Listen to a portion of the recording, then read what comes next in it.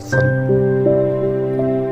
जिस आसन में किसी प्रकार का कष्ट अनुभव न हो, पूर्ण सुख की प्राप्ति हो, वो सुखासन है।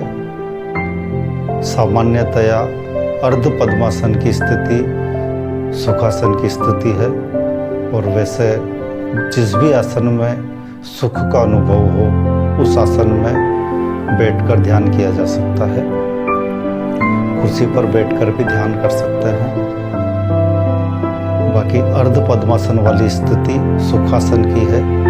इसमें दाहिने पैर की एड़ी को बाईं पैर की जंघा के कॉर्नर पर लगाया जाता है, या बाएं पैर की एड़ी को दाहिने पैर की जंघा के कॉर्नर पर लगाया जाता है। रीढ़ की हड्डी सीधी लेकिन बिल्कुल रिलैक्स, बिल्कुल ढीली, बिल्कुल आराम से।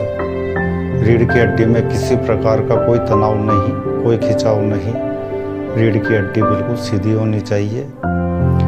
इस आसन में भी लंबे समय तक ध्यान लगाना हो तो ध्यान की समस्त सिद्धियां इस आसन में भी प्राप्त हो जाती है। ध्यान शीघ्र लग जाता है।